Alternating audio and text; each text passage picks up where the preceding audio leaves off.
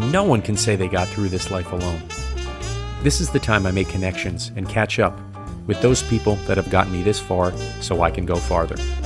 This is the Dependent Independent Podcast. MiniSode. Hey there, subscribers. Thank you for downloading and listening to MiniSode 40 and a half of the Dependent Independent Podcast. I'm your host, Nick G. This is a podcast about making connections, looking back while moving forward.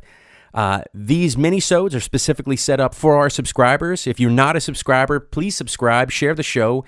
You can pretty much download and listen to this minisode and our podcast every other week. We post a full episode, but every other week, every other Tuesday, we post our minisodes, but you can expect content from us every week at the Dependent Independent Podcast or the TDI Podcast. You can download us on any podcast app, whether iOS or Android. I'm having a little trouble with my iTunes subscribe button, so if you are trying to subscribe on that on iTunes to listen to the show, let me know. You can connect with me on Twitter at dependent_Nick. You can email the show at thedependentindependent@gmail.com. Oh, and you can follow our TDI community on our new Facebook page. It's been out for about a month. We're gaining tons of followers, and I welcome everyone who's new to that page. You can find us on Facebook at the Dependent Independent Podcast page. How you doing?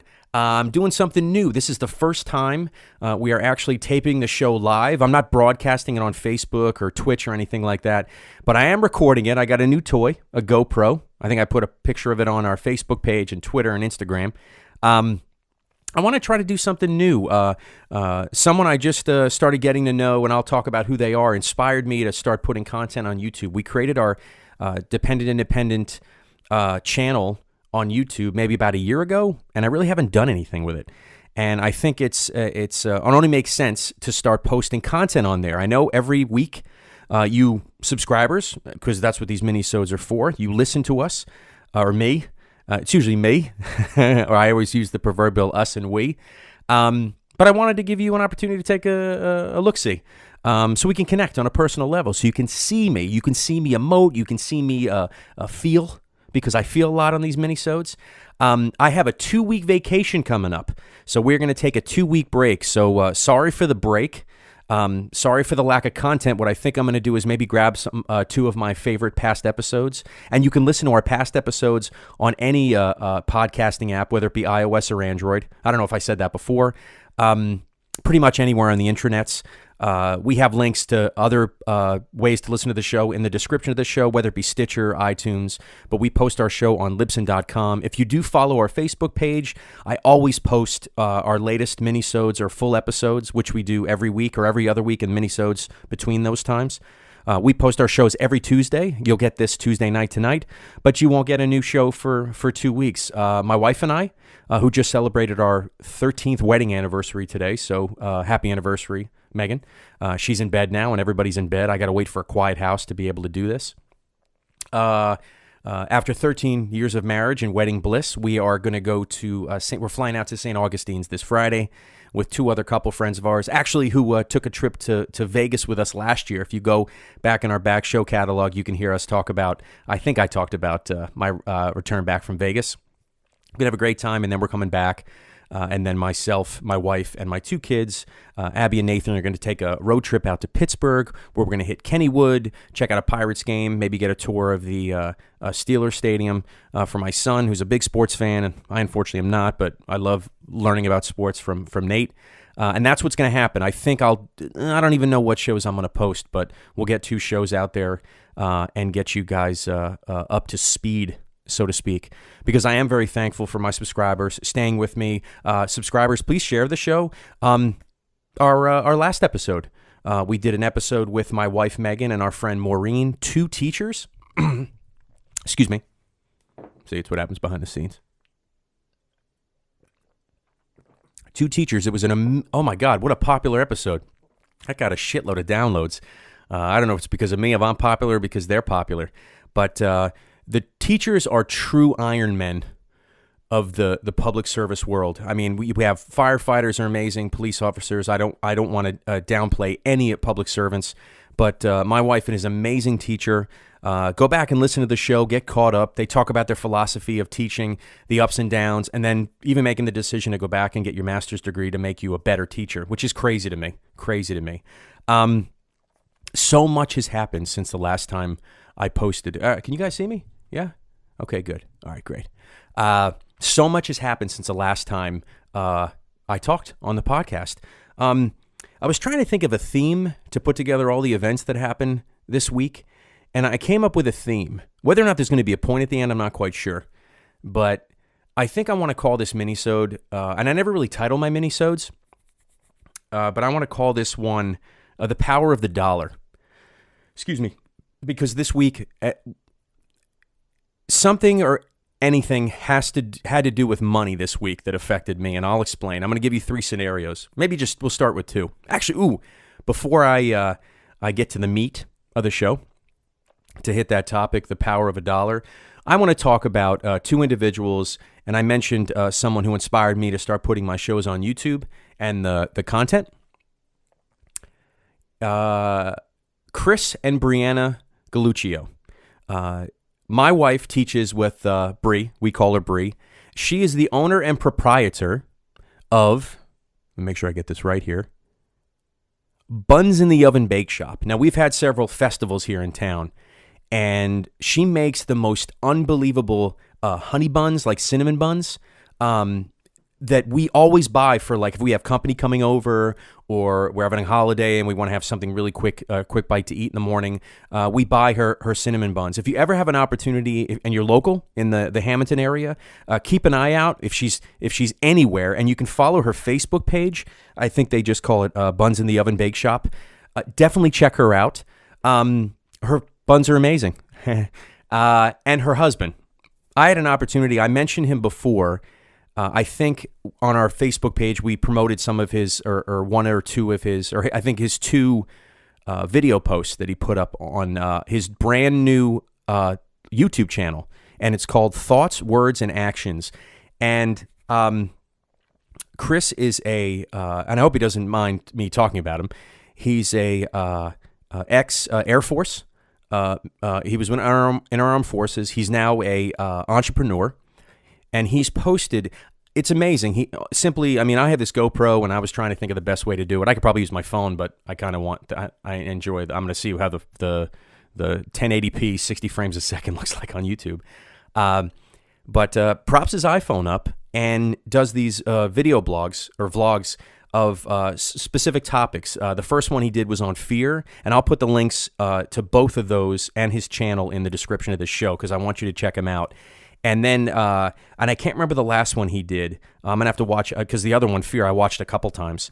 Or I think it's just about going out there and taking risks, I think. But please, Chris, don't quote me on that. My fans will check it out. The subscribers will check it out. And hopefully we can get your views up any way I can to support that. But since you did that, man, I couldn't help myself but get myself on YouTube. So you were a big inspiration for me to start doing this. I hope this works. I think what I want to do is these shows post every Tuesday. So your podcast app, if you automatically subscribe and download, they'll hit your feed every Tuesday morning, or at least at midnight when we post this tonight, because we're recording this now. It's about 9:45 on Monday. I feel like I'm going to post these videos on Thursdays. That gives me enough time to edit it and tweak it and maybe come up with a brand logo. You know, I'm representing because I'm wearing my T-shirt today. I figured we're going to go all out on the TDI brand. So anyway, Chris and Brianna, you guys are amazing. I hope we can hang out sometime soon. But if you have an opportunity to check either their workout, check Chris's YouTube channel at Thoughts, Words, Actions, and then check out Brie on Facebook on her page at Bun in the Oven Bake Shop. All right, now to the meat. I didn't want to skip that. Now to the meat. So the power of the dollar. 2 things happened to me this week that really got me thinking, or kind of gave me a realization of how to think about the dollar. Now, growing up, I started working when I was 14. My father raised me. He worked for the Army. He was a doctor, and he always happened to remind me that if he ever got me something and it broke, I remember having a TV once, a 13-inch TV, and when the TV broke, I actually said to him, Dad, I think my TV's broken, and he swiftly corrected me and said, you mean my TV? And that moment when he said that to me, I was like, no frickin' way am I going to ever have you say that to me. So immediately when I turned 14, I started working. So I really understood the value of a dollar, buying my own things. I didn't save much when I was younger, but I really understood what it meant to earn a dollar. My experience, I would rather earn a dollar than win a dollar. Don't play the lottery. I would rather earn a dollar. Money I win or money I get from a gift for Christmas or it burns a hole through my pocket. I am out faster than anybody to spend that on a gift card, at GameStop for a game, anything, no matter what it is. I burn it. It is not money I earned. By the way, I appreciate anyone who's ever given me cash for a birthday or Christmas or anniversary. So thank you. It's not that I don't appreciate it, but I really, it's just not the same to me. So earlier this week on I think it was Monday, my wife just happened to take my kids to a local business for some activity. So it doesn't really matter. And my wife went to pay for the services, and she went to swipe her credit card. It's a small kind of townsy location business. And let's say for sake of argument, the fee was $100. And my wife, when they went to swipe her credit card or debit card, they keyed in, rather than $100, $1,000. Okay. Back in the day when I was a kid, $1,000 was an exorbitant amount of money. And it is now. It absolutely is now. But rather than being a financial breaking of this magnitude, of this mistake in the credit card machine, it was an enormous inconvenience. So rather than $100 hitting our bank account, $1,000 hit our bank account. Now, after the woman decided or realized that she made that mistake, my wife said something to her, and then she, I guess, pressed a couple buttons, according to my wife, and supposedly fixed it, and then charged us the $100. So my wife, we were walking the dog Monday night, and she mentioned that to me, and I'm like, all right, great, that's fine. I'm sure they'll fix it, and it'll credit our account. Well, come to find out, Tuesday I woke up. I don't know why I was checking the bank account. And right now I got an email of an overdraft. And what happened was the money that was charged to her account got sucked out because that faulty charge went through. And we pulled from another account, so that account was dry. And a huge fuck up, huge customer service fuck up. And I asked my wife to call them. They weren't that swift getting back to her. Remember, small town business. I don't think we even spoke to the manager or the owner, and said they were going to fix it. And then after frequent calls, didn't really exceed expectations as far as service goes. My wife finally got in touch with them when I was at work, and they said that they called the credit card company and canceled the charge. So that's fine, okay? But we're still talking about, upteenths of $1,000, disappearing and having no recourse, no way of proving to my bank that they canceled that charge. So I started, took a step back and started really understanding why I was so pissed off. And it wasn't so much that the money came out of our account, because I understand mistakes are made. It was the fact that the individual who made that mistake did not grasp the gravity of that mistake, did not understand that no matter who we are, I could tell you that we've had up years and down years financially with my wife and I in these 13 years of marriage, but I'm kind of in my earning years here. I have a lot of opportunity with the job I'm in and the opportunities I have, so it didn't destroy us, but it was a really, really annoying inconvenience. And the fact that that person who made that mistake did not understand the value of a dollar and did not understand that it was important to bend over backwards to exceed our expectations so we can resolve it. So, like anyone who had a bad experience, I sat down with my corporate jargon and, keyed out an email, as specific as possible, because I knew that the owner of that establishment was going to read that email. Well, as clear as day as I explained to them what I needed for my bank, some written document or confirmation from the credit card company that charge was canceled, I needed that for my bank. And after 2 repeated attempts, didn't get it. Nothing. Got no response. Person said they couldn't help me and I needed to wait. I guess I'm patient. I don't mind waiting. But I want my money back. And so far, it's been extremely disappointing. Money went into the account, out of the account. I had to dispute the charge with my bank now, so now I have to wait for that. My wife had to get her debit card canceled because that's what happens when you dispute it. no matter what the reason is. So again, enormous amount of inconvenience because someone typed a zero when they shouldn't have, or didn't know the machine that they were keying it in. But I get that. See, I get mistakes are made, right? I get mistakes are made, but it's the fact that this individual, again, didn't understand that dollar, whether it be 1 or 1,000, was important to the person that they made the mistake to. And there's nothing I can do about it. I'm not an asshole that's going to walk in and kick the door open and say, listen, why did you make that mistake? And I need you to fix it. I tried my best. And again, we're lucky to have, all this money sitting in these accounts that help out. But I'm telling you, I'm not pleased. I don't want to say the name of the establishment, but if you're listening, if you're listening, I hope you understand you really pissed us off and you didn't do the best you could. But again, it's that power of the dollar that no matter what it is, whether you're 14 earning $25 a weekend, stacking newspapers, cash given out of a register from the owner of the establishment, a pharmacy, to working a corporate job and getting a paycheck every 2 weeks that you earn, I just don't get it. So then my second situation on understanding the power of a dollar, and this was a little different. This was more on my end of really understanding the power of a dollar.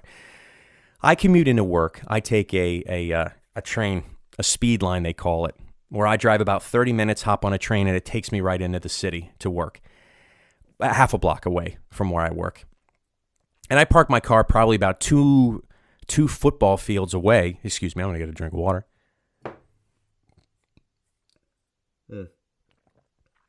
Italian food. Ooh. The power of video. All right. I park about probably 2.5 football fields away from the train station. So it's great exercise. It's weird. This parking lot, they never painted these parking spots to be the size of like big cars. So 9 times out of 10, you're either too close, and I've taken pictures of posted on a Facebook. The person that parks on the driver's side is either too close to your door or too close to the other side. Anyway, so I'm walking to my car. Hot day. It's definitely a hot day earlier this week. I think it was Wednesday. And I'm walking to my car. I get in, roll the windows down because it's super hot, so I can crank the AC up and get the air flowing. And this gentleman across the street, older gentleman, probably in his 50s, has a lanyard around his neck, has a couple of those, I remember these like discount cards, like the dongles you go to like Giant or Safeway or whatever, and not that we have Giants or Safeways around here, and you scan it, the grocery store. And he has a towel in his hand and pants on, kind of a sports shirt on and a pair of glasses. And he walks up to me and he says, "Excuse me." And I roll my window down and he says, Can you help me? And I said, "Sure. What can I do for you?" And he proceeds to tell me that he is a vet. He currently is working, just started a job at a shop. He's cleaning up a shop for a guy.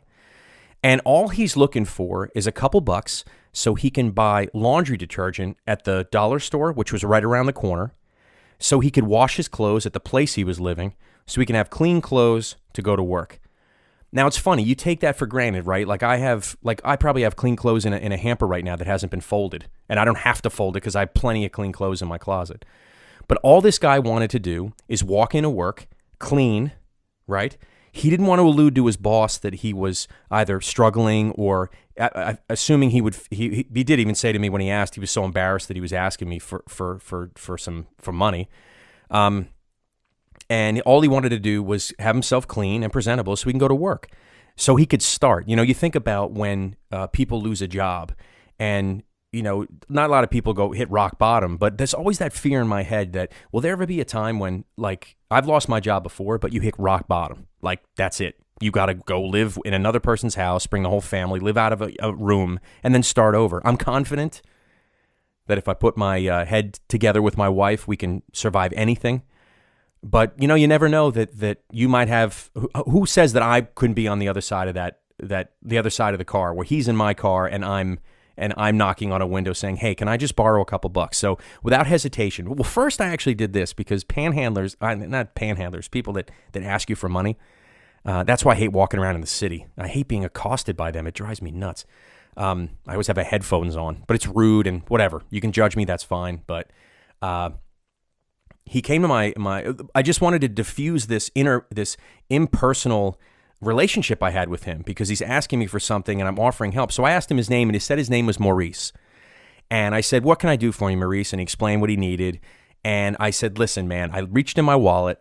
My wife hates it because I never really carry cash, but I had about $4 on me. I gave him $4, and I have just like anyone has, a console with a shitload of change in it. I just dug in my hands. I found some type of container or something I had in my car and just started pouring money into it. And I handed it to him. When you think about the power of $1, the power of those dollars was that this man could buy detergent. He could simply wash his clothes because it was hot out, wash his clothes and have pride in what he did, and that he could move past this place he was at, this low place, that it was the first time I've ever been asked for money by someone. And by the way, very odd where he asked me. This isn't like a street corner. This was like at a train station next to a neighborhood. It was weird. But the fact I felt so sympathetic when he said, "I'm really embarrassed that I'm doing this." And I immediately tried to diffuse it and say, "Don't worry about it, Maurice. It doesn't matter." I said at one point, like, I wasn't always driving this car.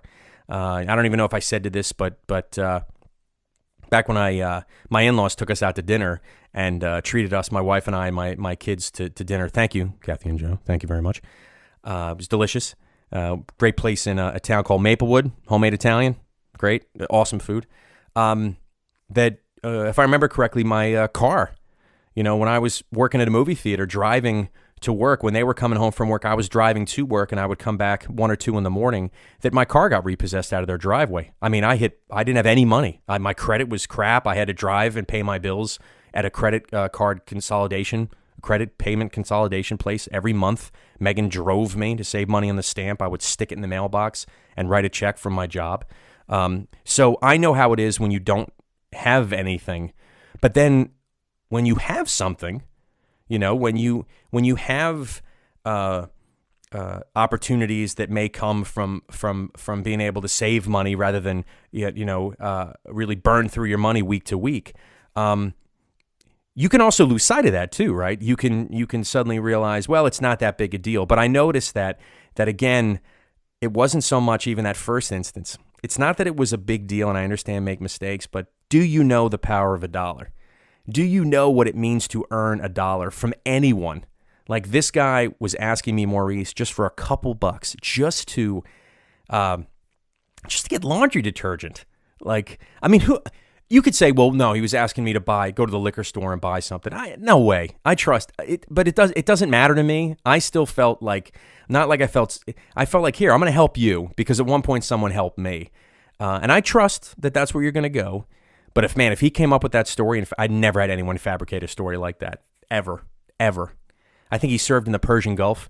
He told me, I told him my father was in Korea and Vietnam in the hospital. So we were kind of chit-chatting about that. But suddenly I almost felt like once I drove away, I just wanted to pick him up. I wanted to drive him to Kohl's and buy him a couple pairs of pants and some shirts. I just wanted to help because someone helped me when I was trying to earn $1. I guess. And a third thing that happened this week is someone who just followed one of our Facebook page, the Dependent Independent podcast page, Michelle. Michelle has a job interview tomorrow, and I had the opportunity to hang out with Michelle at a barbecue yesterday, and it was an amazing conversation because Michelle, if you're listening, you can do it. I know you can do it. Believe in yourself. When you put when you think about working and or just getting a foot in the door so you can get a paycheck, I mean, think about even the power of $1, how it affects your insecurities and your self-doubts and how you can think you might not deserve an opportunity, right?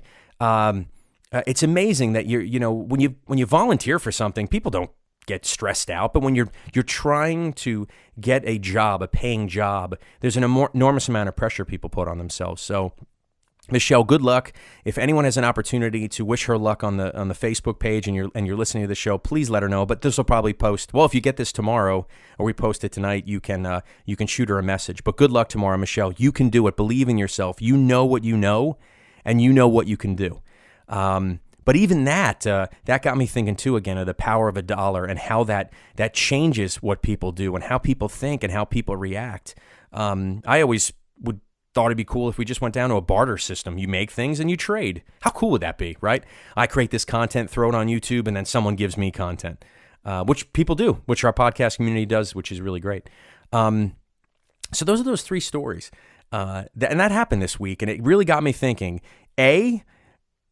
when you're messing with someone else's money, whether it be $1 or $1,000, you better take it seriously. Number 2, for those people that don't have or need the dollar, if you're able to offer them any type of help, respect the dollar and give it to them. Help them out. $1 to you may not be the same as $1 to someone else. So never hesitate to share it, whether it be dropping change into, and when you're at Wawa and when you get your change out of the register, throwing it into that March of Dimes or charity box that they have, or when someone says, "Would you like to give $1 to the Children's Hospital at a Rite Aid?" And you add the extra $1 to your purchase. Go ahead and do it. It's not going to kill you. It's really not going to kill you. Trust me, you'll feel better, and you're helping someone else by respecting the dollar. Because $1 earned is $1 saved. Wow, that's crap. What is that? $1 earned is an extra $1 you can help someone, or earn $2, and then $1 you can pay it forward and give it to somebody else. I think that covers everything. I'm going to take 2 weeks off. I think I deserve it. I think I did this last year. If you're dying to listen to me and dying to listen into more shows, go ahead and listen to our back catalog. Let me see what our time is. Ooh, our time's pretty good. Please, I hope you enjoyed this on YouTube. If you like it, please share it. Click the like button on the YouTube channel. I'll put the link on our Facebook page, Twitter, and Instagram. Can you do that, actually? I don't even know if you could do that. And in the description of this show. So if you just feel like looking at my ugly mug, do this podcast rather than just listening to it, go ahead. Again, it's about making connections. Even though I had a connection with a person this week that didn't want to help me, it was still a connection, positive or negative. With Maurice, positive. With Michelle, super positive. And I hope she does excellent in her job interview. This is the Dependent Independent Podcast, MiniSode 40 and a half. You can follow me on Twitter at dependent_Nick. You can email the show. I'm not even going to say it. No one ever emails us anyway. You can download this show and subscribe to the show. You can rate the show on iTunes or any other app you're listening to this show. The cool thing is I don't want to boast, but all our reviews on, all of our written reviews on iTunes are all 5 stars, which is awesome. I love hearing feedback, whether it be positive or negative. I like feeling good about myself. Tell a friend about the show. Check out our back catalog. Maybe I'll post or figure out a way to get some bonus episodes from our past episodes. So at least something's hitting your feed on iTunes, Libsyn.com, Podcast Addict, no matter what it is. Overcast is a great app if you get a chance to listen to that on your iPhone. I'm Nick G, your host, and I'm out.